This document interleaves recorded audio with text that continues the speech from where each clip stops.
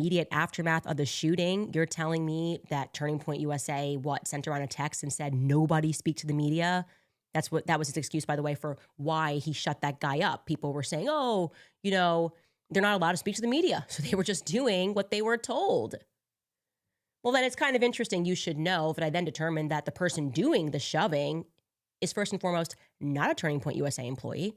He is beyond that not a student at UVU. He is not a Turning Point USA student, therefore, either.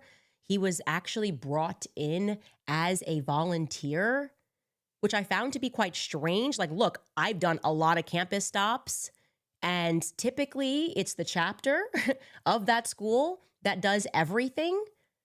It's the chapter that handles everything. Now, bigger events, they certainly work with other organizations, and it's possible, I guess, it registered to me as odd that a volunteer would have the courage to shut down a kid that's speaking in that way, in that aggressive manner. I would imagine Turning Point would tell their volunteers not to get physical with students on campus.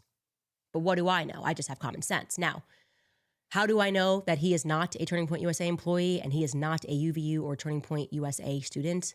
Well, because despite him stopping a college kid from speaking about what he heard, that young man, whose name is Cooper, and I'm very comfortable telling you this because, well, he went on Fox News that very night to provide eyewitness testimony to exactly what he heard and what he saw, because apparently he was the person that was holding the mic when the shot rang out. Take a listen to what he told Jesse Waters on the night of. Cooper Brown was an event volunteer who was just feet away from Charlie when he got shot. Cooper, what happened? Yeah, so this requires a little bit of background knowledge, but so I work for an organization called Leadership Institute, and what we do is we work hand in hand with all the different conservative coalition groups on college campuses. So the Young Americans for Liberty, the Students for Life, and the Turning Point USAs.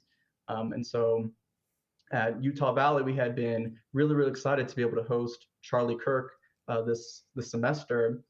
And we had spent weeks and weeks and weeks getting volunteers, advertising for this event, and just so excited to be able to host Charlie Kirk at this university.